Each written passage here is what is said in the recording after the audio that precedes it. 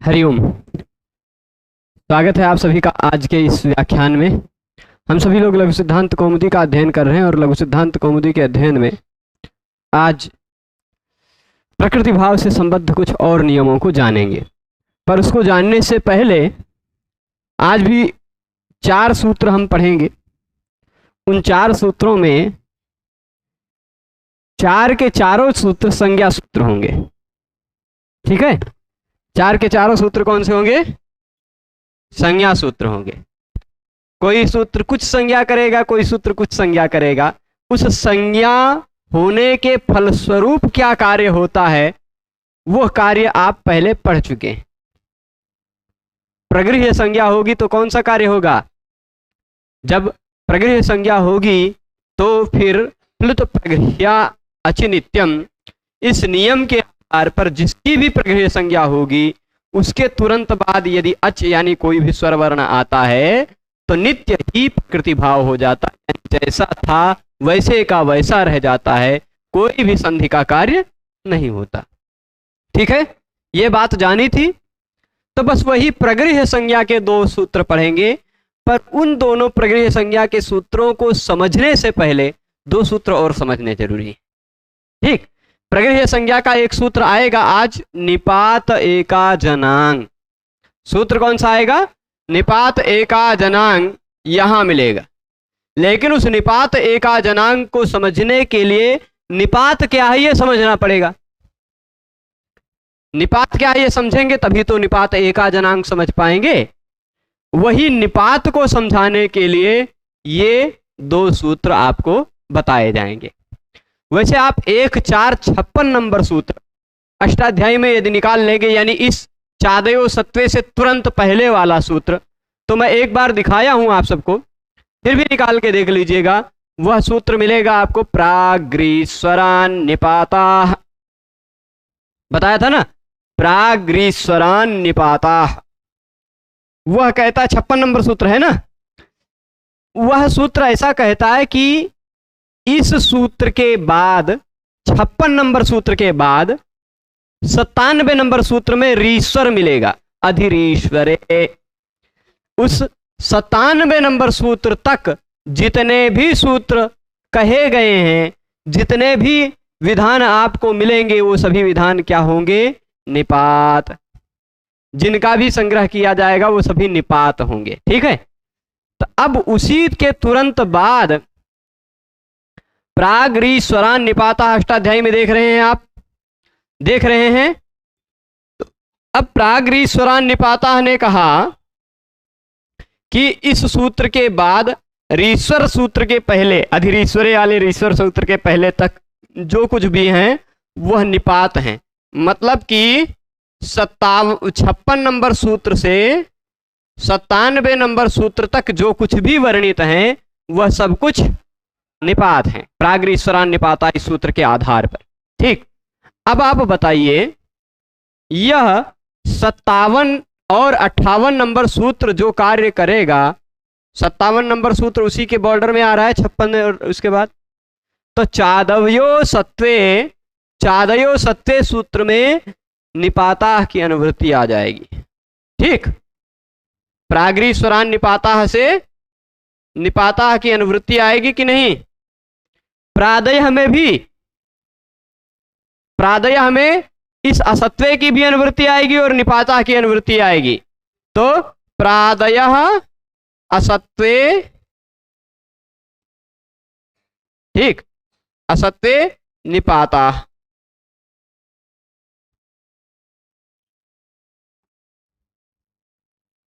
ठीक, ये 2 सूत्र एक साथ आप समझ जाएंगे यदि आप अष्टाध्यायी के क्रम से देखते हैं। देखिए नंबर आप ध्यान गौर से देखिएगा, 57 और 58। अष्टाध्यायी में ये दोनों सूत्र एकदम आसपास के सूत्र हैं। अष्टाध्यायी में यदि आप देखते हैं तो प्रसंग वहीं से समझ में आता है आपको। तो चादयो असत्वे और प्राग्रीश्वरान निपाता से निपाता की अनुवृत्ति आ जाएगी, तो आपको पता चलेगा असत्व अर्थ में यदि च आदि हों, चादय, च आदि कौन से हैं? अब च आदि की लिस्ट आपको अलग गण पाठ में मिलेगी। वैसे ही प्र आदि कौन से हैं? वो प्र आदि की लिस्ट आपको गण पाठ में मिलेगी, कभी कभी कृपा करके दे देते हैं यही किताबिये में, वृत्तिकार, लघु सिद्धांत कौमुदीकार। हाँ, एक बात और जो कल बताई थी मैंने, दूराधुते च वाले सूत्र में और किसी भी व्याख्याकार ने वा नहीं लिखा है। मैंने उसको खोजा, देखा भी, महाभाष्य, न्यास, काशिका और उसके ऊपर पद्मंजरी, पद्मंजरी के साथ साथ सिद्धांत कौमुदी, प्रौढ़ मनोरमा इत्यादि व्याख्याओं में देखने पर कहीं भी वाह वाली बात नहीं मिली।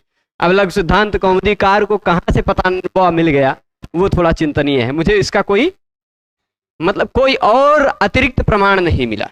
ठीक, अष्टाध्यायी की यहाँ तक कि प्रथमावृत्ति में भी वो बातें नहीं है और व्याख्याओं में। तो वो वाह वाली बात को आप खारिज कर दीजिएगा, मतलब वहां वाह वाली बात नहीं है ऐसा समझिएगा ज्यादातर लोगों के मत में।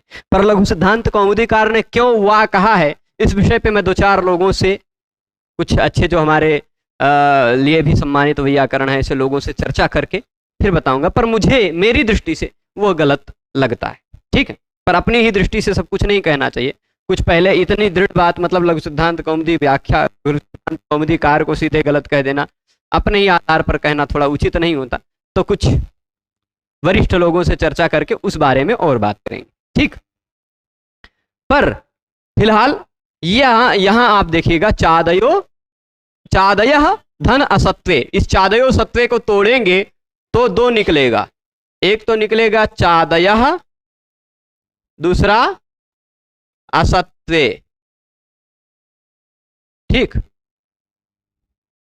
यही तो निकलेगा ना।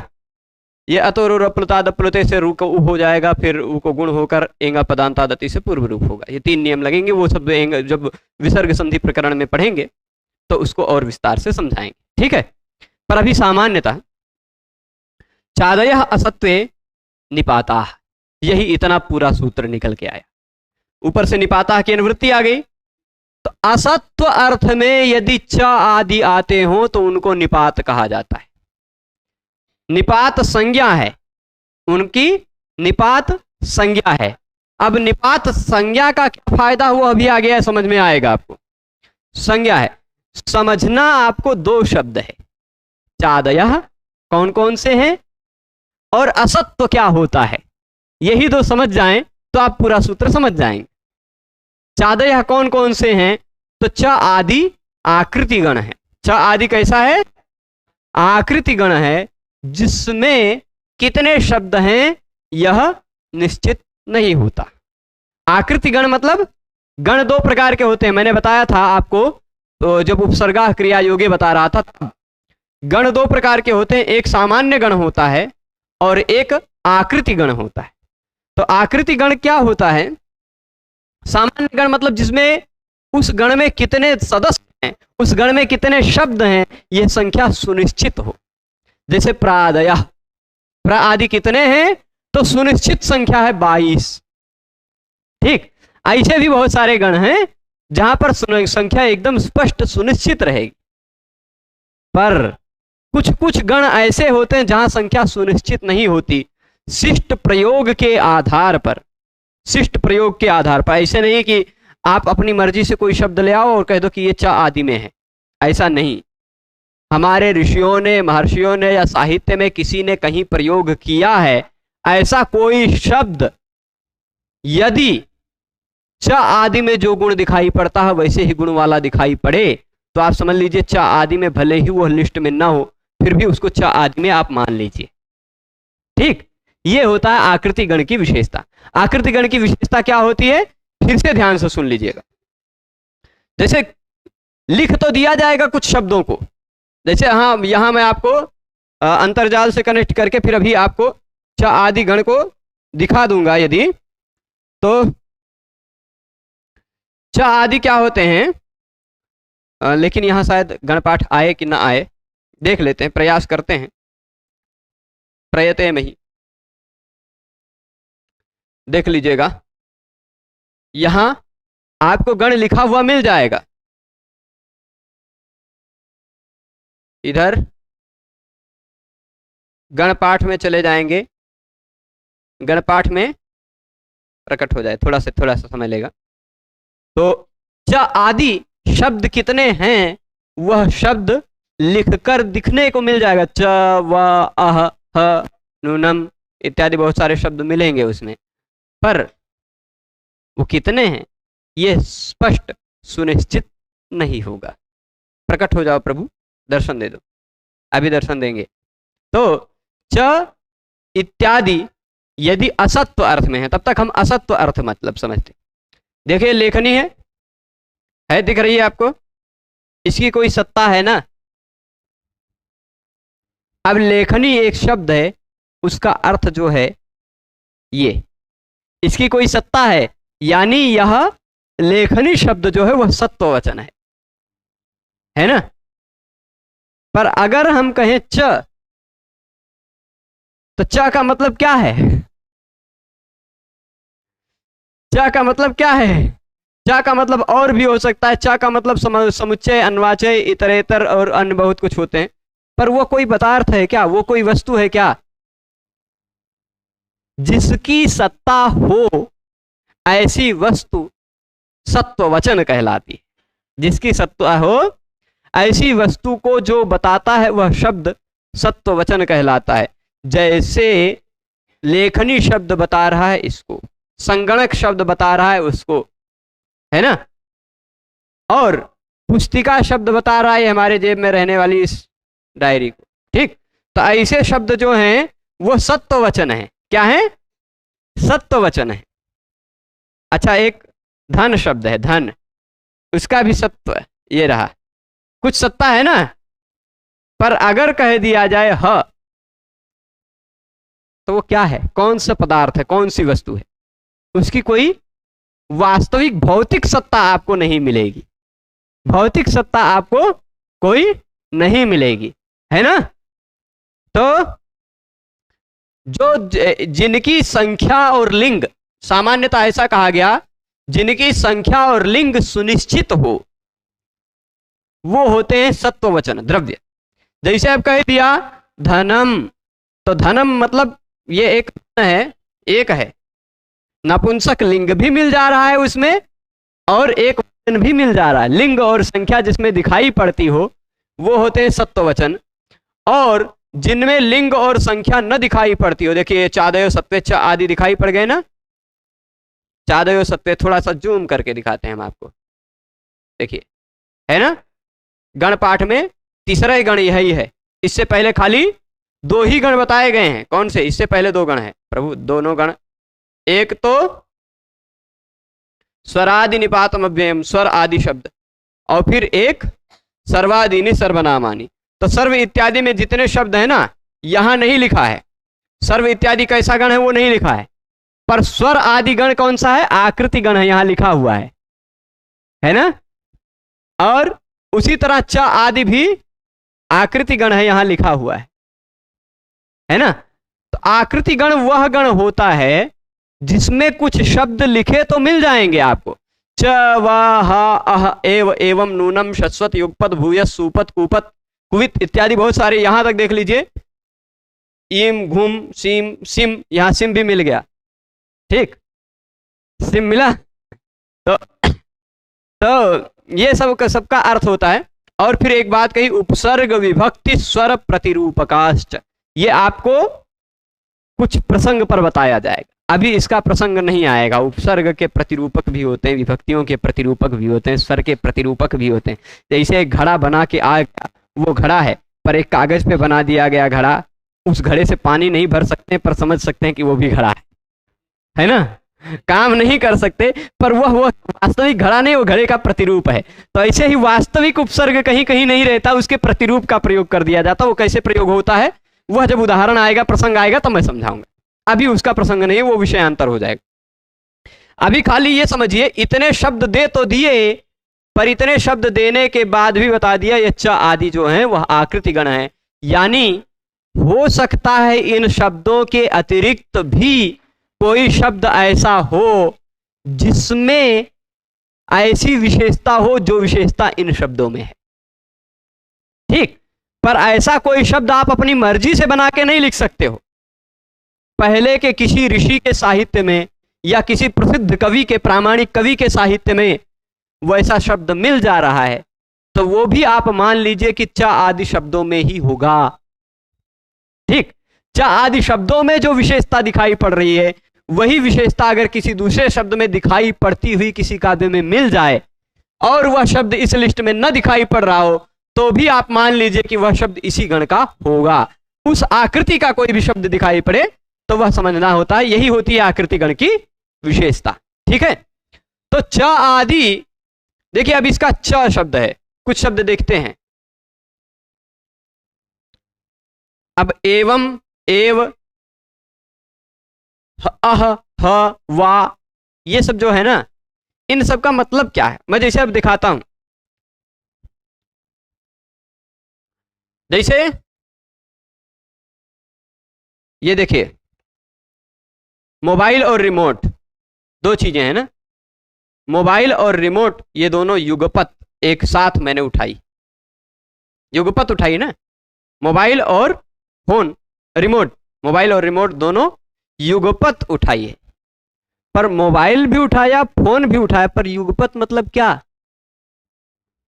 मोबाइल तो, मोबाइल का मतलब ये हो गया, रिमोट का मतलब ये हो गया, पर युगपत का मतलब क्या है? वो कोई पदार्थ है क्या, कोई वस्तु है क्या, उसकी कोई भौतिक सत्ता है क्या?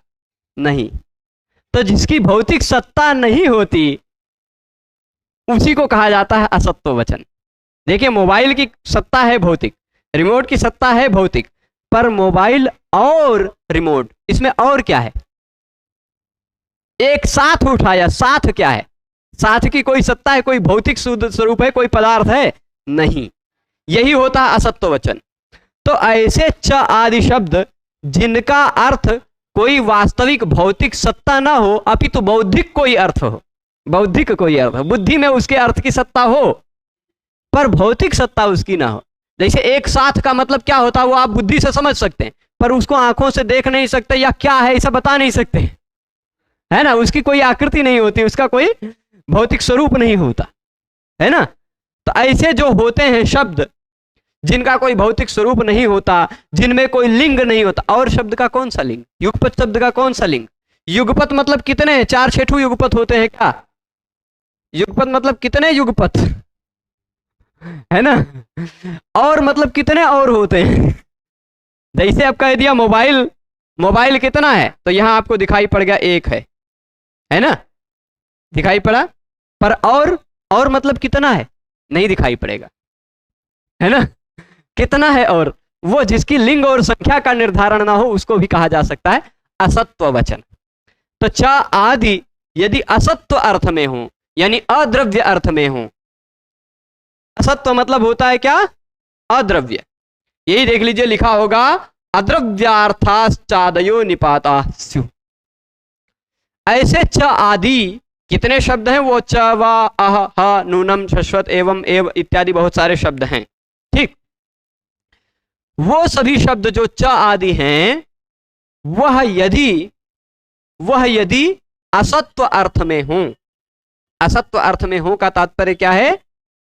अद्रव्य अर्थ में हो, जिनका कोई भौतिक वास्तविक स्वरूप न हो, ऐसे अर्थ में यदि च आदि शब्द हो तो फिर उनकी हो जाती है निपात संज्ञा। ठीक है, जैसे उन्हीं च आदि में एक शब्द है, मैं उदाहरण देता हूं। च, आप अंतर तब समझेंगे जब एक उदाहरण दे देता हूं थोड़ा मजेदार।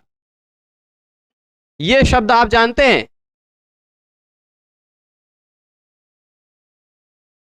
ठीक है, पशु एक शब्द है। इसका मतलब क्या होता है? इसका मतलब यदि जानवर है या जंतु है कोई जो जिसका जो जीवधारी है तो वो तो कोई द्रव्य हो गया, कोई पदार्थ हो गया। जैसे पशु का मतलब भैंस ले लिया तो भैंस तो कोई द्रव्य है ना, कोई भौतिक अस्तित्व है ना। पशु का मतलब गाय ले लिया तो उसका कोई भौतिक अस्तित्व है ना। ऐसा यदि अर्थ लेने जाएंगे पशु शब्द का तो वह निपात नहीं हो पाएगा।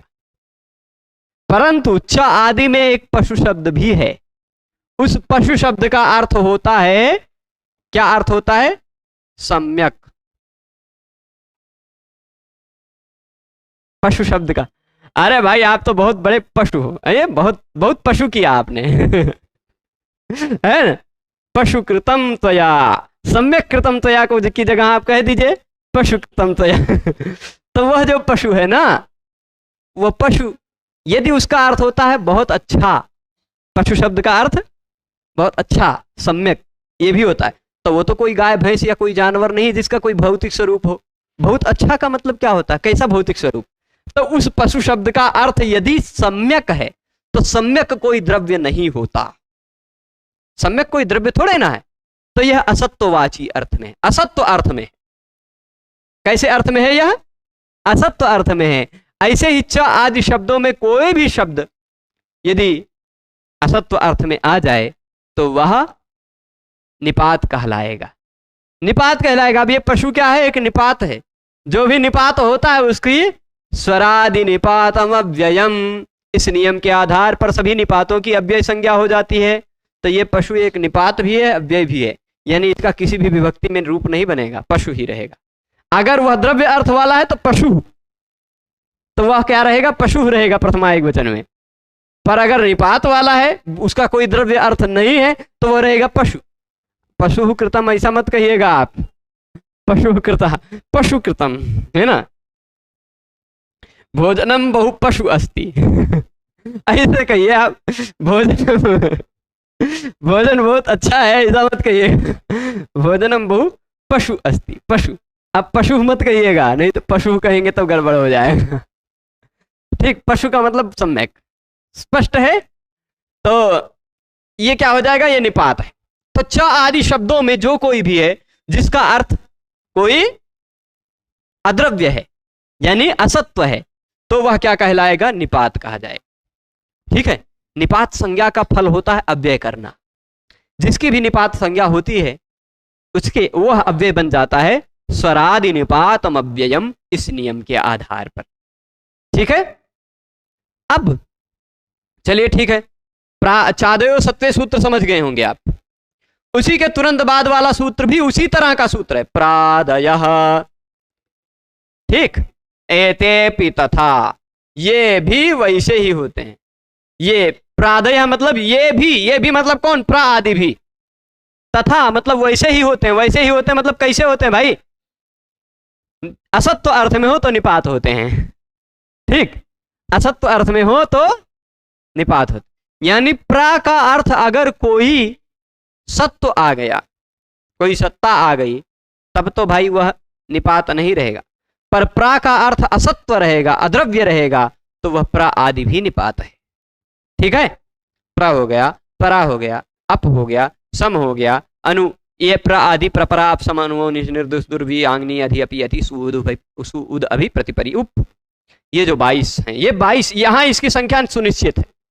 प्र आदि जो हैं ये आकृति गण नहीं है, इनकी संख्या सुनिश्चित है, ये उतने ही रहेंगे 22 है। उनमें से आप कोई एक्स्ट्रा शब्द ला के कह दे कि ये भी प्र की तरह है, हम प्रू एक शब्द लाते हैं वो जोड़ देंगे, प्रू प्र की तरह तो वो नहीं जोड़ पाएंगे। ठीक, भाई किसी ने कहीं पर प्रयोग भी किया हो, ठीक है, तो वो आप च आदि में जोड़ सकते हैं, प्र आदि में तो नहीं जोड़ सकते। ठीक है, स्पष्ट है, यदि किसी ने प्रयोग किया होगा तभी। तो प्रादयः का भी मतलब समझ ही गए होंगे। प्र आदि जो 22 हैं, जिनको आप पहले समझ चुके हैं कि क्रिया का योग होने पर वो उपसर्ग कहे जाते हैं, क्रिया से जुड़े रहेंगे तभी उपसर्ग कहे जाएंगे, अन्यथा उनको उपसर्ग नहीं कहा जा सकता। क्रिया से नहीं जुड़े हुए हैं, अकेले पड़े हुए हैं और उनका अर्थ अद्रव्य है, यानी कोई द्रव्य नहीं है उनका अर्थ, तो फिर वे निपात है। ठीक, तो प्र आदि भी निपात है और च आदि भी निपात है। दो प्रकार के निपात मिल गए आपको, प्र आदि और च आदि। तो स्पष्ट है, तो प्र आदि निपात और च आदि निपात। इसको इसके आगे अब देखते हैं अगला सूत्र, निपात एका जनांग, निपात एका जनांग। ठीक है, इस सूत्र को समझने के लिए, ये दोनों समझा आपने प्रसंग से, प्रागृह स्वरान निपाता से निपाता निकाल कर देख कर तब आपने इसको समझा। अब निपात एका जनांग समझते हैं। एकोज निपात आंग वर्जः प्रगृह्य स्यात्। अच्छा, इसको समझना है तो तोड़ डालते, इसको तोड़ डालें। निपात का तो मतलब समझ ही रहे हैं आप, एकाच अनांग, यही एकाजनांग शब्द में ये दो शब्द छिपे हुए हैं, एकाच अनांग। ठीक है, दिख रहा है, एकाच धन अनांग जोड़ेंगे तो चा को झलाम जशोंते, इस नियम के आधार पर चा के स्थान पे ज हो जाएगा, तो एकाजनांग हो जाएगा। चा के जगह पे क्या होकर जा, तो निपात एकाजनांग। अब एकाच निपात, यहां जो निपात लिखा वह है निपातः, विसर्ग का लोप हो गया है। विसर्ग का लोप मतलब पहले विसर्ग से पहले की स्थिति में जो रू था, रू का या हुआ था, या का लोप हुआ है लोपा शाकल्य से नियम के आधार पर। वो जब भो भगो अगो पूर्वज से योशी और लोपा शाकल्य से पढ़ेंगे तब समझेंगे। ठीक है, एकाच निपातः अनांग। अब यहां पर एक शब्द आपको देखना पड़ेगा, 11 नंबर सूत्र से उसकी अनुवृत्ति आएगी, प्रगृह्यम की अनुवृत्ति आ रही थी, ईदुदे द्विवचनम, वो द्विवचनम था तो प्रगृह्यम है, ये निपाता है तो प्रगृह्य हो जाएगा, है ना। ये निपाता है इसीलिए यहां देखिए प्रगृह्यस्यात् कहा, स्पष्ट है। वो क्या था, द्विवचनम, ईदुदेत द्विवचनम, ई उ ए जिसके अंत में हो ऐसा द्विवचन पद, प्रगृह्यम द्विवचनम था इसलिए प्रगृह्यम। यहां क्या है, निपातः, तो निपातः क्या हो जाएगा, प्रगृह्य। ठीक, तो एकाच निपातः प्रगृह्य, अनांग निपातः प्रगृह्य। एकाच का मतलब क्या होता है, एक अच हो जिसमें वह, एक अच हो जिसमें वह निपात। ठीक, जैसे अब आप बताइए च, इस च एक निपात है कि नहीं, च व इत्यादि में ही मैं कुछ लिस्ट दे रहा हूं, एक अच है कि नहीं इस च में, भले दो वर्ण हैं, च भी है अ भी है, पर अ एक है ना, एक ही अच है, एक अच वाला है, निपात भी है, इसलिए इसकी प्रगृह्य संज्ञा भी हो सकती है। च के बाद कौन सा शब्द था, वाह, वाह भी एक ही अच है इसमें, वो और आ एक ही है ना, एक अच वाला है, निपात भी है, इसलिए इसकी भी प्रगृह्य संज्ञा हो सकती है, हो सकती है ना। और फिर उसके बाद ये बताइए तीसरा, हम थोड़ा सा, निपात तो है लेकिन इसमें एक अच नहीं है, अ ह अ, तीन वर्ण हैं जो कि दो अच हो जाएगा, तो ये निपात तो है पर दो अच वाला है, इसलिए इसकी प्रगृह्य संज्ञा नहीं होगी। अच्छा, अब एक और बात, प्र आदि में भी ले लेते हैं, प्र हो जाएगी प्रगृह्य संज्ञा, परा नहीं हो पाएगी, अप नहीं हो पाएगी, सम हो जाएगी, पर सम की प्रगृह्य संज्ञा करने का कोई लाभ नहीं मिलेगा क्योंकि उसके तुरंत बाद कोई अच मिलेगा ही, अच मिलेगा तो प्रकृति भाव करना। फिर उसके बाद अनु नहीं होगा, अव नहीं होगा। ठीक है, ऐसे ही देखते जाएंगे तो एक उपसर्ग मिलेगा आपको,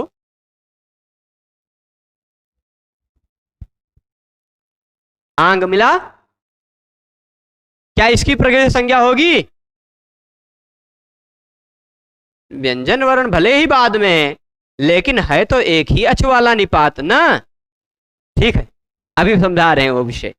तो अब देखिए है कि नहीं निपात, ये आंग, आंग निपात है कि नहीं है, और एक अच वाला भी है, तो निपात एकाच इतना ही समझेंगे जब आप, तो इसकी भी प्रगृह्य संज्ञा करने लग जाएंगे। पर निपात एकाच थोड़े ना कहा, अनांग भी कहा है, अनांग मतलब आंग नहीं होना चाहिए वो। ठीक, आंग को छोड़कर, खाली आंग को छोड़ दिया, आंग को छोड़कर जितने भी निपात दिखाई पड़े, किसको छोड़कर, आंग को छोड़कर जितने भी निपात दिखाई पड़े, यदि उसमें एक स्वर वर्ण है तो उसकी प्रगृह्य संज्ञा हो सकती है। ठीक है, स्पष्ट है। निपात एका जनांग सूत्र का इतना अर्थ है।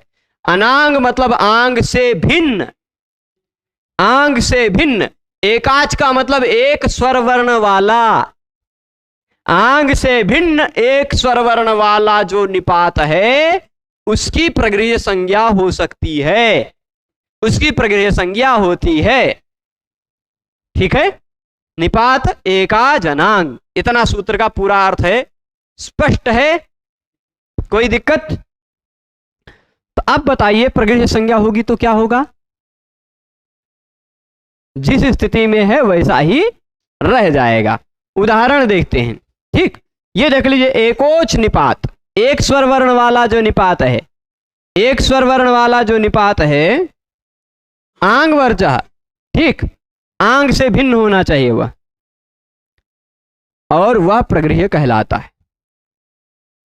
ठीक है, एक स्वर वर्ण वाला जो निपात है, आंग से भिन्न जो है वह प्रगृह्य संज्ञक होता है, उसकी प्रगृह्य संज्ञा होती। अच्छा, यहां पर एक बात और है जो अभी मेरे दिमाग में आ रही है। एकाच का यहां इन्होंने क्या कहा? लघु सिद्धांत कौमुदी व्याख्याकार ने एकाच का अर्थ क्या लिया? एकोच। ठीक है ना, एकाच का अर्थ क्या लिया? एकोच। अपितु एकाच का दो तरह से अर्थ लिया जा सकता है। एक अच यानी एक स्वर, ये भी हो सकता है, और एकः एकम अच यस्मिन तत् एकाच, एक अच है जिसमें वह भी एकाच है ना। एक स्वर वर्ण जिसमें है वह भी एकाच है, और एक स्वर वर्ण को भी एकाच कहा जा सकता है। दोनों अर्थ लिया जा सकता है ना। तो यहां अन्य व्याख्याकारों का क्या अर्थ है वो समझना है। तो एकाच का मतलब एक अच वाला ही होना चाहिए। ठीक है, एक अच वाला ही होना चाहिए, पर इन्होंने एकोच निपात कह दिया है, वो थोड़ा एकश्चासावच एकाच,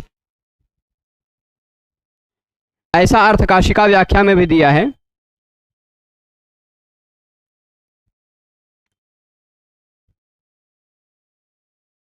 तो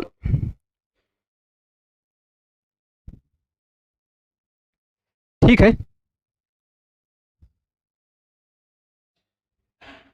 एकोच निपात, तो ये एकोच का तात्पर्य ज्यादातर व्याख्याकारों ने एकोच ही लिया है, यानी एक अच जिसमें हो या नहीं, ऐसा निपात जो एक अच हो। ठीक, जो एक अच हो, यही अर्थ ज्यादातर व्याख्याकारों ने लिया है। एक एकाजिति बहुव्रीहिर्वा स्यात् कर्मधारयो वा, ऐसा न्यास व्याख्या में पक्ष उठाते हैं कि एकाच शब्द ये बहुव्रीहि हो या कर्मधारय हो। तो यदि बहुव्रीहि होगा तो एक अच जिसमें है वह भी च, इसमें एक अच है ना, वा इसमें एक अच है ना, इसका भी ग्रहण होगा, च वा ह इत्यादि का भी ग्रहण होगा, एक अच जिसमें है। तो इसलिए एकोच वाला अर्थ ज्यादा सही लेगा। ठीक, तो कर्मधारय वाला अर्थ ज्यादा सही रहेगा। तो प्रा इत्यादि की प्रगृह्य संज्ञा नहीं होगी, अपितु ऐसे निपात की ही प्रगृह्य संज्ञा होगी जो एक स्वर हो, जो एक स्वर हो। ठीक, हाँ, च आदि में संधि क्यों की होती, ये थोड़ा सा चिंतनीय है ज्यादा, है ना। तो इसलिए ऐसा निपात जो केवल एक स्वर हो, एकाच। ठीक, अब एक अच वाला निपातों में एक देख लीजिए, ये मिल जाएगा ई उ, एक आंग भी है, यहां आ की संज्ञा होकर बचता आ ही है, तो एक ही अच वाला निपात है, एक ही अच है वह, सुनाई तो एक ही अच पड़ता है ना, एक अच वाला यह निपात है, एक अच भी है और निपात भी है, इसलिए इसकी भी प्रगृह्य संज्ञा हो सकती थी, पर इन्होंने कहा अनांग, आंग से भिन्न की होनी चाहिए। पर मान लीजिए एक आंग है, ठीक, और एक च इत्यादियों में आ भी है, च आदि में एक आ भी है, तो अब आंग और आ में अंतर कैसे समझेंगे आप? क्योंकि आंग होगा तब तो उसकी प्रगृह्य संज्ञा नहीं होगी, क्योंकि इसने कहा आंग से भिन्न एक स्वर है जो, ऐसे निपात की प्रगृह्य संज्ञा होती है। ठीक, एक अच है जो और निपात भी है जो, ठीक, क्या होना चाहिए? एक स्वर भी हो और निपात भी हो, उसकी प्रगृह्य संज्ञा होती है, एक स्वर वाले की नहीं। नहीं तो च प्र इत्यादि की भी तो प्रादयः चादयः इत्यादि नहीं सिद्ध हो पाता, दिक्कत होती।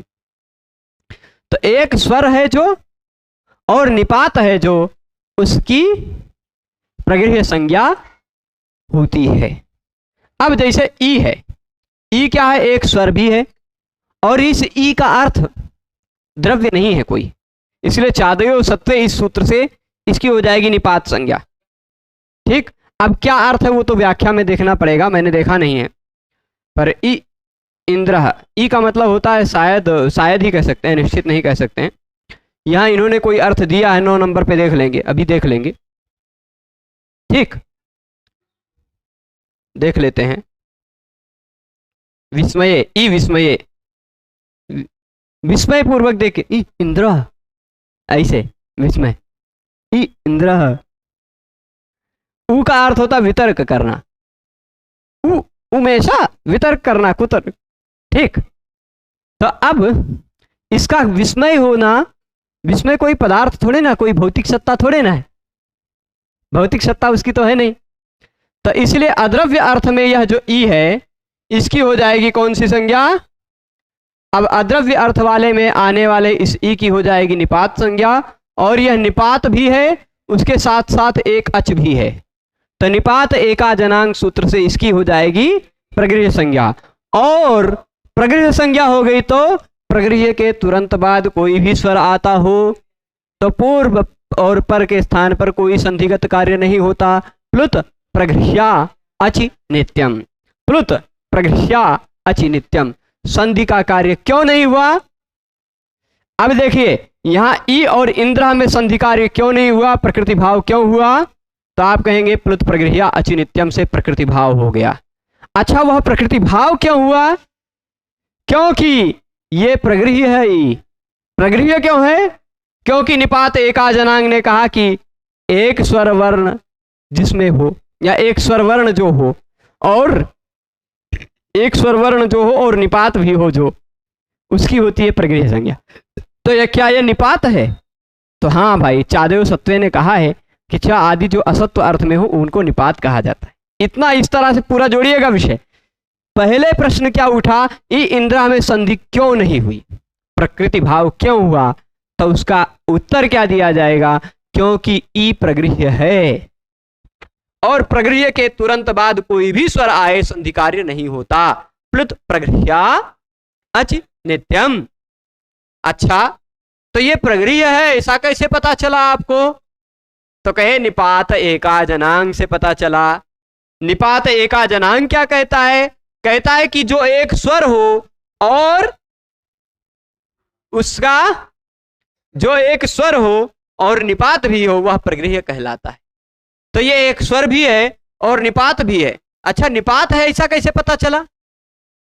तो चादेव सत्वे ने कहा कि जो चा आदि होता है, यदि उसका अर्थ कोई असत्व हो, सत्ता न हो, हाँ भाई इसका अर्थ क्या है? विस्मय, तो यह सत्ता अर्थ नहीं है, इसलिए यह है निपात। तो चादेव सत्वे से इसकी हुई निपात संज्ञा और निपात एका जनांग से इसकी हुई प्रगृह्य संज्ञा, और प्रगृह्य संज्ञा होने के कारण प्लुत प्रगृह्या अचि नित्यम से हो गया प्रकृति भाव, कोई संधि कार्य नहीं हुआ। उसी तरह उ धन उमेशा, उ धन उमेशा जोड़ेंगे तो उ उमेशा ही रह जाएगा, संधि कार्य नहीं होगी। ये नहीं तो करने लग जाते आप तो उमेशा बनाते, उमेशा उमेशा।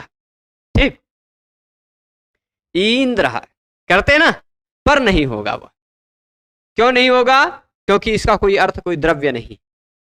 ठीक है, स्पष्ट है। इ इंद्र उ उमेश। अब एक बात मैंने अभी बताई, एक बात बताई मैंने आपको, वह ध्यान देनी है। वह बात ऐसी है कि भाई एक आंग भी होता है और एक आ भी होता है। आंग भी होता है और आ भी होता है। इसमें अनांग कहा है, अना नहीं कहा है। आंग से भिन्न होना चाहिए, एक स्वर होना चाहिए और निपात होना चाहिए।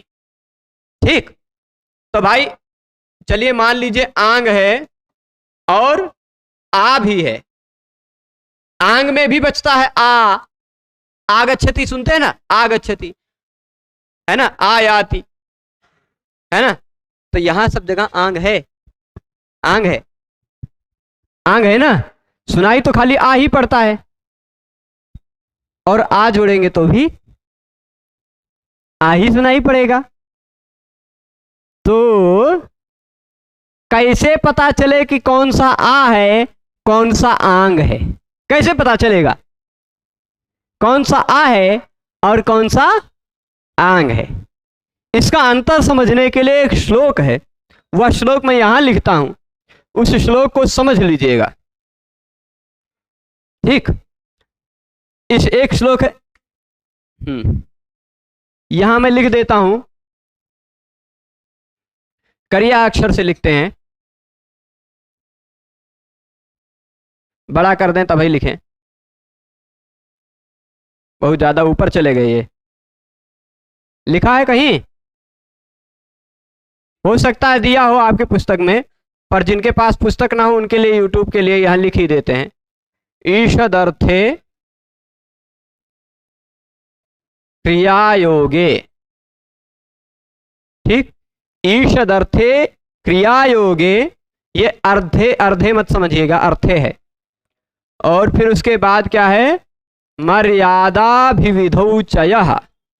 यह आप श्लोक अगर ध्यान रखते हैं, कोई पूछ लिया कि आ और आंग में भेद क्या है, आ और आंग में अंतर क्या है, तो वह आप बता पाएंगे इस श्लोक के आधार पर। ठीक, मैं तोड़ के लिख रहा हूं इस लाइन को।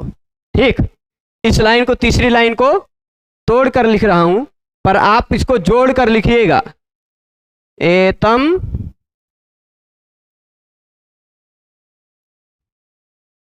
इसको पूरा मिटा के ही लिखते हैं, नहीं तो टेढ़ा मेढ़ा जो लाइन हो गया है। एतम आतम ज्ञितम विद्यात्। ठीक, वाक्य स्मरणयोरंगित। क्या है? वाक्य स्मरणयो, वाक्य स्मरणयोरंगित, ये समझेंगे आप। ईषद अर्थ है, आ का कई अर्थ होता है। देखिए, आ जो दिखाई पड़ता है वह कभी कभी आंग होता है, आ जो दिखाई पड़ता है वह कभी कभी खाली खाल आ होता है ना, केवल आ ही होता है।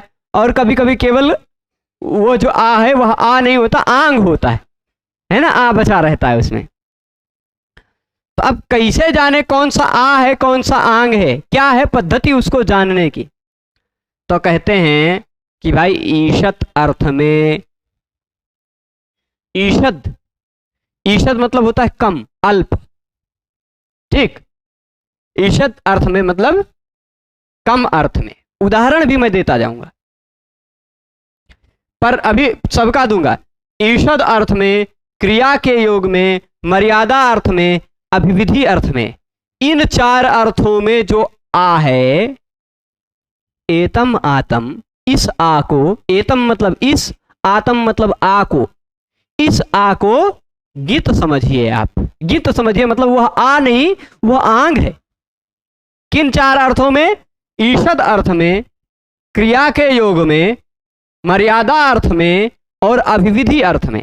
चारों का उदाहरण दूंगा, पर बाकी दो अर्थ है, एक वाक्य अर्थ में और एक स्मरण अर्थ में जो आ है वह अंगित है। अंगित है मतलब उसमें ग की संज्ञा नहीं हुई, वह शुद्ध रूप से आ ही है, आंग नहीं है वह। ठीक, जैसे यहां एक पे जोड़ के मैं लिखता हूं ईषद अर्थ का, ईषद अर्थ में जो है जैसे आ और उष्ण, आधन उष्ण, आ का जो यहां जो आ है ना वह सच में आंग है। कैसे पता चला? क्योंकि आ का मतलब होता है कम, आधन उष्ण मतलब थोड़ा कम, थोड़ा गर्म। कुछ लोग कहते हैं ना कि पानी गुनगुना करना, गुनगुना करना मतलब ओष्ण करना, ओष्ण। ठीक, तो यहां आ मतलब ईषद, ईषद का मतलब थोड़ा, ठीक, थोड़ा गर्म।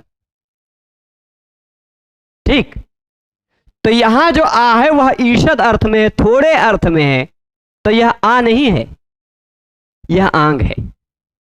ठीक, ये क्या है? आंग है। यानी निपात एका जनांग से इसकी प्रगृह्य संज्ञा नहीं होगी, क्योंकि आंग से भिन्न की ही प्रगृह्य संज्ञा हो सकती है, तो इसकी प्रगृह्य संज्ञा नहीं होगी। प्रगृह्य संज्ञा नहीं होगी तो आ और उ को जोड़कर आप ओष्णम बना सकते हैं। ठीक है, अब इसके बाद एक उदाहरण क्रिया के योग में, वो मैंने बता दिया है। जैसे देख लीजिए,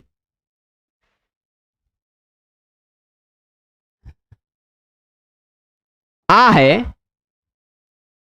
इही है, इही मतलब आओ, नहीं, इही मतलब जाओ, है ना।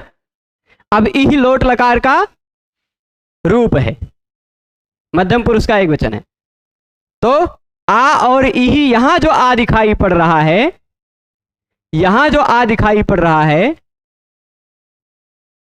वह आ कैसा है? वह आ कैसा है? आंग है। क्यों? क्योंकि वह क्रिया से योग है, क्रिया से जुड़ा हुआ। जैसे आ गच्छति में जो गच्छति इस क्रिया से जुड़ा हुआ जो दिखाई पड़ रहा आ, वह आ नहीं है, वह आंग है। किसी भी क्रिया में अगर आपको आ जुड़ा हुआ दिखाई पड़ रहा है तो वह आ आंग है।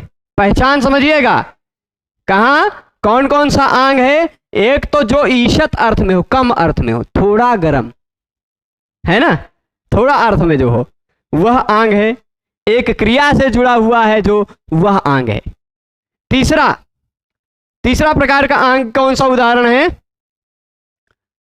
जैसे मर्यादा और अभिविधि, इन दोनों में भी आंग मर्यादा विविध्यो, आंग मर्यादा विविध्यो एक ऐसा नियम है। मर्यादा और अभिविधि अर्थ में आने वाले आंग की कई कार्य होते हैं वहां, तो हाँ नहीं, आदरणीय, हाँ चलेगा, वो तो क्या है, द्विधातु से ही। आदरणीय में तो आंग उपसर्ग है, ठीक, क्रिया के युग में है, ऐसा कहा जा सकता। मर्यादा अर्थ क्या होता है? तेन विना इति मर्यादा और तेन सहेति अभिविधि।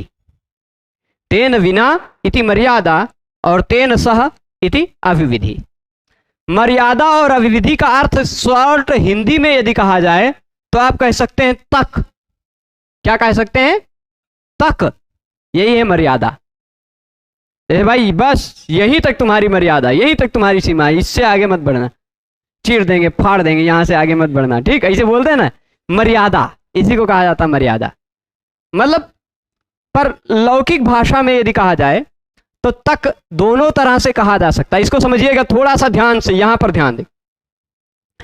जैसे मैं कह दूं लखनऊ तक बारिश हुई, लखनऊ तक बारिश हुई, इस वाक्य का आप दो अर्थ ले सकते हैं। कैसे? एक तो यह अर्थ ले सकते हैं तक का कि यहां से अयोध्या से बारिश, अयोध्या में भी है बारिश, रुदौली, बाराबंकी, सब जगह बारिश है, लखनऊ के बॉर्डर तक है, लखनऊ में बारिश नहीं हुई, है ना, लखनऊ तक बारिश हुई। इसका अर्थ आप लखनऊ के बॉर्डर तक बारिश हुई, लखनऊ में नहीं हुई, ऐसा अर्थ ले सकते हैं कि नहीं? ये हो गई मर्यादा। तेन बिना, लखनऊ के बिना अगर ले लिया गया अर्थ तो हो गई मर्यादा। पर लखनऊ तक बारिश हुई, इसी का आप अर्थ दूसरा ले सकते हैं कि लखनऊ में भी बरसा, है ना, लखनऊ के उस पार वाले बॉर्डर तक बरसा, ये भी तो अर्थ लिया जा सकता है ना,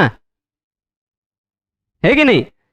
जैसे अब कह दें कि यहां 3 लोग बैठे हैं, हम जो इस लाइन में 3 लोगों में, वहां हम कह दें दिव्यांशु जी तक, अगर कह दें तो उसका दोनों अर्थ लिया जा सकता है कि दिव्यांशु को छोड़कर और दिव्यांशु को लेकर भी, तक दोनों होता है ना। तो वही आंग का भी ये दोनों अर्थ है, तक वाला अर्थ है। ठीक, यह आंग का भी 2 अर्थ है, तक वाला, एक तो उसके बिना और एक तो उसके साथ। ठीक, तो जैसे शकलात ब्रह्म इत्यादि जो उदाहरण होता है, सब कुछ ब्रह्म ही है, वहां आंग जो है वह आंग ही है। ठीक, क्या कहते हैं, अयोध्याम, या फिर ऐसा कह सकते हैं अयोध्या, अयोध्या आंग के योग में क्या होता है, पंचम्यपांग परिभि, इस नियम के आधार पर, हाँ, पंचम्यपांग परिभि, अप आंग और परि के योग में पंचमी विभक्ति होती है। ठीक, तो आंग, यदि आंग मर्यादा विविध्यो हो, इस सूत्र से, ठीक, कर्म प्रवचनीय संज्ञा जब होगी तो आंग और अप और परि कर्म प्रवचनीय के योग में पंचमी विभक्ति होती।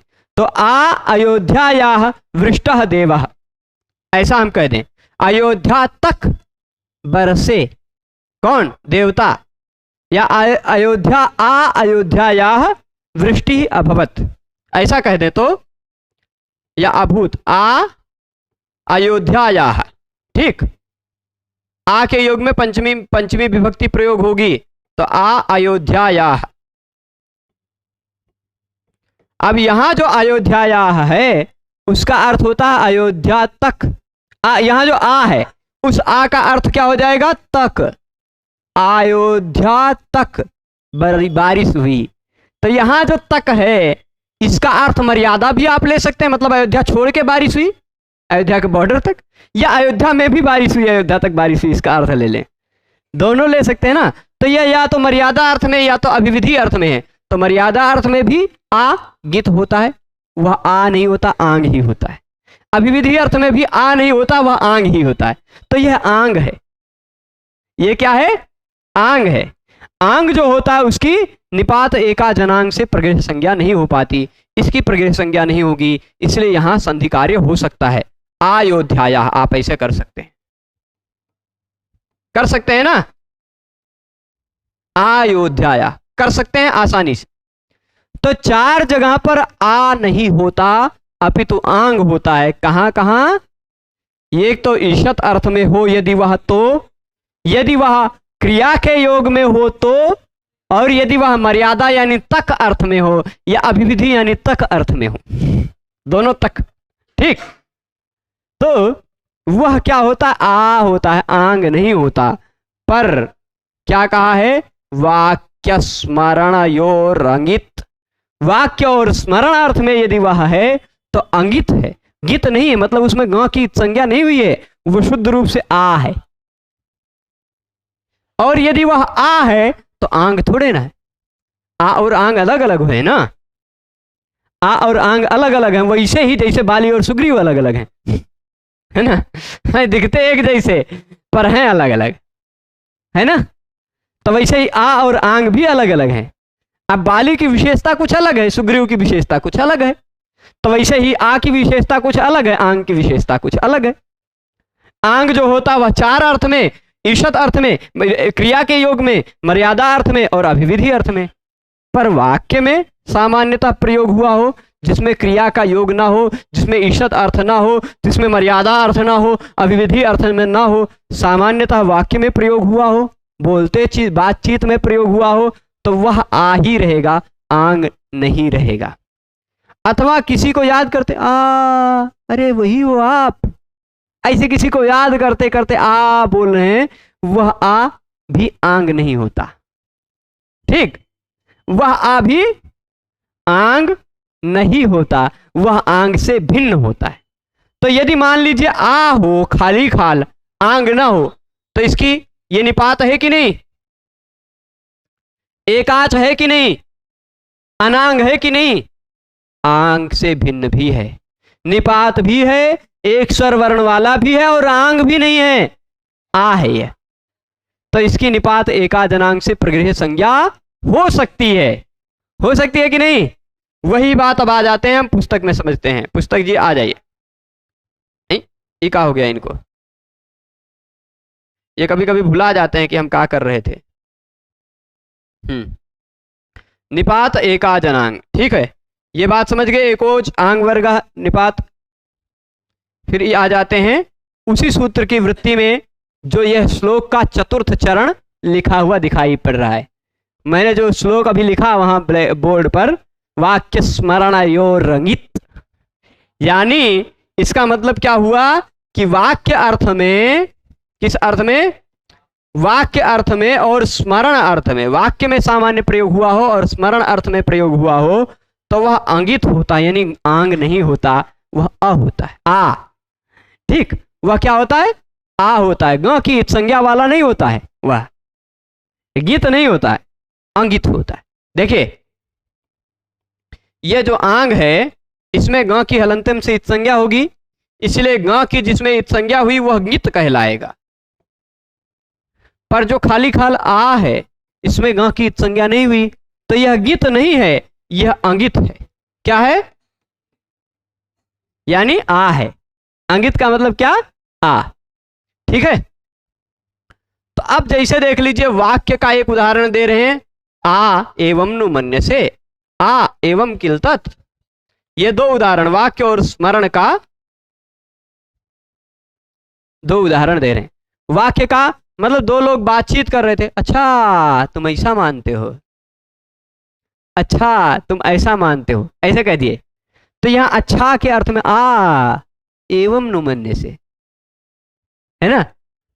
तो वहां जो आ है वह क्या है, वह आंग नहीं हो सकता, क्योंकि यहां जो आ है उस आ का अर्थ ना तो ईषद है, वह आ ना तो क्रिया के योग में है, उस आ का अर्थ ना तो तक है, तक थोड़े ना उसका अर्थ, तो मर्यादा भी अर्थ नहीं है, अभिविधि भी नहीं है, और क्रिया के योग में भी नहीं है, ईषद अर्थ में भी नहीं है, यह शुद्ध रूप से आ है, यह आंग नहीं है। स्पष्ट है, आ एवं नु मन्य से, अच्छा आप ऐसा मानते हैं, ये बात है। ठीक है, तो आ किस अर्थ में हो गया, सामान्यतः यह अद्रव्य अर्थ में है इसलिए यह निपात है, यह अद्रव्य अर्थ में इसलिए निपात है, यहां वाक्य अर्थ में है, वाक्य में, सामान्य वाक्य में प्रयोग है, तो यह क्या हो गया, निपात है, एक अच है कि नहीं, निपात भी है, एक अच भी है। यहां देखिए दो का अर्थ 2 नंबर लिखा हुआ है ना, उस 2 नंबर पे नीचे फुटनोट में लिखा भी होगा इसका अर्थ। 2 का मतलब क्या लिखा है, इदम वाक्यस्य उदाहरणम अवश्यमेव त्वम एवं उक्त प्रकारेण मनस्य। तो आ का मतलब अच्छा अवश्य ही आप ऐसा मानते हैं का। ठीक, और आ एवं किल तत्, वो 3 नंबर पे यहां देख लीजिए उदाहरण दिया होगा, 3 नंबर पर अर्थ क्या दिया, किंचन वस्तु दृष्ट्वा तत्सदृशम प्राग दृष्टम वस्तु स्मरति। हाँ ठीक, तो अब देखिएगा आ एवं नु मन्य से मतलब अवश्य ही आप ऐसा मानते हैं क्या, अच्छा अवश्य ही आप ऐसा मानते हैं। ठीक, तो अब यहां जो आ है वह ईषत अर्थ में नहीं है, अभिविधि में नहीं है, मर्यादा में नहीं है, क्रिया के योग में नहीं है, इसलिए वह आंग भी नहीं है। वह क्या है, वह आ है। तो निपात एका जनांग से इसकी प्रगृह्य संज्ञा हो सकती है। क्यों हो सकती है, क्योंकि यह निपात भी है, क्योंकि यह एक अच भी है, और क्योंकि यह अनांग भी है, आंग नहीं है ये। तो निपात एका जनांग से इसकी प्रगृह्य संज्ञा हो जाएगी, होगी ना, सबके मत में हो रही है। तो प्रगृह्य संज्ञा होगी तो इसके तुरंत बाद कोई भी स्वर आएगा, तो प्लुत प्रगृह्या अचि नित्यम, इस सूत्र से प्रकृति भाव हो जाएगा, संधिगत कार्य दिखाई नहीं पड़ेगा। ठीक है, स्पष्ट है। तो आ एवं नुमन्य से, ऐसा मानते हो आप, ठीक है, हो गया, अवश्य ही ऐसा आप मानते हो गई बात ये स्पष्ट। तो आ एवं में संधि क्यों नहीं हुई? क्योंकि आ की हुई है प्रगृह्य संज्ञा। आ की प्रगृह्य संज्ञा क्यों हो गई भाई? प्लुत प्रगृह्या अचिनित्यम ने कहा कि यहां प्रगृह्य संज्ञा, इसलिए यहां संधि कार्य नहीं होगा। तो प्रगृह्य संज्ञा क्यों हुई? क्योंकि निपात एका जनांग ने कहा आंग से भिन्न निपात होना चाहिए, तो उसकी प्रगृह्य संज्ञा होती है। तो ये आंग से भिन्न है। आंग से भिन्न है, ऐसा कैसे पता चला? वाक्य स्मरणयोरंगित से पता चला, ये वाक्य में है। ठीक, अब इसके बाद स्मरण अर्थ वाला। अब स्मरण अर्थ वाला मतलब किसी को याद दिले कराते हैं। जैसे कह दें किसी व्यक्ति ने जंगल में घूमते हुए या और कहीं घूमते हुए कोई एक वस्तु देखी, कोई एक वस्तु देखी। अब कोई एक वस्तु मतलब हम क्या उदाहरण देते हैं? जंगल में रिमोट नहीं मिलेगा तो रिमोटवा का उदाहरण नहीं देंगे। ठीक, हाँ चलिए चलिए, कोई बात नहीं। मान लीजिए वो घर में घूम रहा था बेचारा, ठीक। अब उसने कभी रिमोट देखा नहीं था, कभी इस तरह का पदार्थ नहीं देखा था, ठीक, रिमोट। और घर में गया, खूब एसी वेसी नए घर में गया था, किसी के छोटा बच्चा था बेचारा, गया कुछ देर रहा, फिर लौट के आया अपने घर। अब उसके घर पे भी रिमोट खरीद के आ गया था। तब उसके पिताजी ने कहा कि भाई रिमोट ले आओ। तो कहेगा रिमोट क्या होता है? तो वह बताएंगे, लाके दिखा देंगे एक बार जब सामने। अरे तुमने उसके घर देखा था ना, अरे वो ऐसा ही था, तत् एवं किल, वो ऐसा ही था। ऐसा जो बात कर रहे हैं, मतलब वो स्मरण करना, पिछले देखे हुए वस्तु का स्मरण करना। और उस स्मरण अर्थ में जो आ का प्रयोग किया गया है वह आंग नहीं होता, वह आ होता है। ठीक, आ एवं किल तत्, अरे हाँ वो ऐसा था। ठीक, या कोई चीज किसी ने देखा, उसकी आकृति को भुला गया। कोई चीज किसी ने देखा, उसकी आकृति को क्या हो गया? वह भूल गया। भूल जाने के बाद, उस आकृति को भूल जाने के बाद वो क्या करेगा? अब उसको उसी की आकृति का कोई दूसरा चीज दिखा के बताया जाएगा कि वह चीज ऐसी ही थी। अच्छा हाँ हाँ, वो वस्तु ऐसी ही थी, वह ऐसे स्मरण करेगा। आ एवं किल तत्। ठीक, स्पष्ट है। तो यहां क्या है? यह आ है, आंग नहीं। तो निपात एका जनांग से इसकी हो जाएगी प्रगृह्य संज्ञा, क्योंकि यह निपात भी है, क्योंकि यह एकाच भी है, क्योंकि यह अनांग भी है, आंग से भिन्न भी है। प्रगृह्य संज्ञा होगी तो प्रगृह्य के तुरंत बाद कोई भी स्वर हो, संधिगत कार्य दिखाई नहीं पड़ता, प्रकृति भाव हो जाता है। तो आ एवं किल तत्। ठीक है, आ एवं किल तत् हो गया। यदि यह आ नहीं होता, आंग होता, तो आ एति होता तो ऐति बन जाता, एति क्रिया के योग में होता तो। ठीक, एवं के योग में तो आंग कभी आता हो ऐसा तो नहीं मिलेगा आपको उदाहरण। ठीक है, तो स्पष्ट है इतना। आगे चले।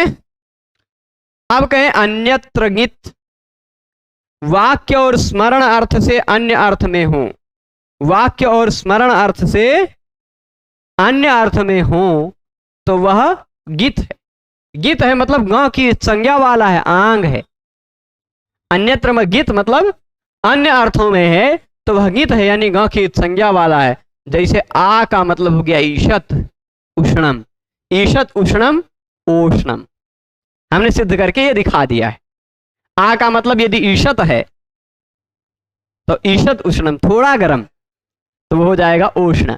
वह आंग है, वह आंग है, यानी निपात एका जनांग से प्रगृह्य संज्ञा नहीं हो पाएगी, क्योंकि कहता है कि आंग से भिन्न की प्रगृह्य संज्ञा होती है, आंग की नहीं। स्पष्ट है इतनी बात। आगे चले। आगे एक सूत्र और देख लेते हैं, बहुत सिंपल है, एक ही उदाहरण मिलेगा, और भी उदाहरण मिल जाएंगे, एक दो उदाहरण और बता देंगे, पर इसी से संबद्ध सूत्र है तो जल्दी से निपट जाएगा। देख लेते हैं सूत्र कौन सा है? ओत। ओत लघु, ये आप अष्टाध्यायी में निकाल कर देखेंगे, ये 15 नंबर सूत्र है। इससे पहले 11 नंबर सूत्र से प्रगृह्यम की अनुवृत्ति आती है, ठीक। और इससे पहले 14 नंबर वाला सूत्र था निपात। निपात एकाजनांक से एकाच की अनुवृत्ति नहीं आएगी अब, क्योंकि ओत कह दिया। ओत मतलब ओ हो जिसके अंत में, ओ जिसके अंत में हो। अब ओत का मतलब खाली ओ लेना होता तब तो एक अच वाला निपात वो पहले ही हो गया होता है ना।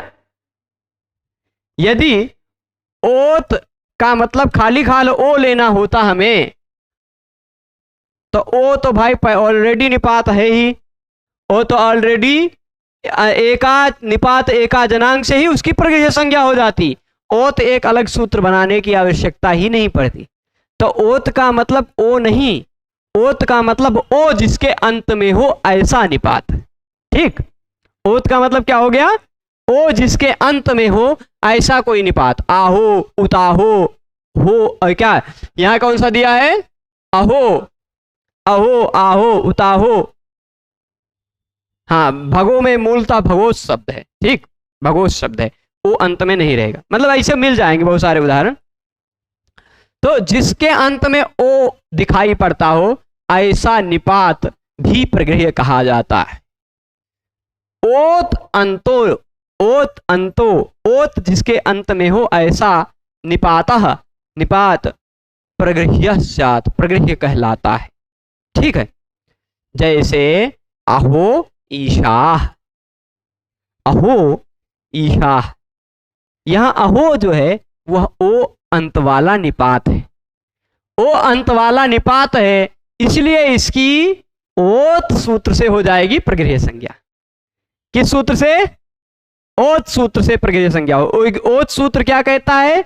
ऐसा निपात हो जिसके अंत में ओ दिखाई पड़ता हो, तो उस निपात की हो जाती है प्रगृह्य संज्ञा। हो जाएगी इसकी प्रगृह्य संज्ञा। यदि इसकी प्रगृह्य संज्ञा होगी तो प्लुत प्रगृह्या अचि नित्यम से प्रकृति भाव हो जाएगा, संधि कार्य नहीं होगा। और यदि यही अहो ना होकर आहो होता, उताहो होता, कुछ भी होता तो भी प्रकृति संज्ञा होती, तो भी प्रकृति भाव होता है ना। पर यह प्रकृति भाव है। यदि प्रगृह्य संज्ञा न हुई होती, यदि यह निपात न होता तो क्या होता? तब तो एछो यवायावह से अव हो जाता ना। तो ये ओत भी आपने समझ लिया। ओ जिसके अंत में हो ऐसे निपात की भी हो जाती है प्रगृह्य संज्ञा, और जिसकी भी प्रगृह्य संज्ञा होती है वहां पर संधिगत कार्य दिखाई नहीं पड़ते, ठीक है। तो ओत तक समझ गए हैं। ओत के आगे जो सूत्र है संबुद्धौ शाकल्यस्येतावनार्थ से, वह भी प्रगृह्य संज्ञा का ही सूत्र है, और प्रगृह्य संज्ञा के बाद प्रकृति भाव ही करता है। पर वो थोड़ा सा उसमें काफी शर्त हैं। संबुद्धि होना चाहिए, संबोधन, संबुद्धि मतलब संबोधन का एक वचन होना चाहिए, उसके अंत में ओ होना चाहिए, ठीक। संबोधन का एक वचन हो वह शब्द, उसके अंत में ए ओ हो, और उसके तुरंत बाद इति शब्द का प्रयोग हुआ हो, ठीक। और वह वैदिक साहित्य ना हो। ऐसी कई बातें बताएंगे, तो इसलिए वो सब बातें जो है वह कल के व्याख्यान में समझे तो ही ज्यादा अच्छा रहेगा। आज यहां तक समझ लीजिए।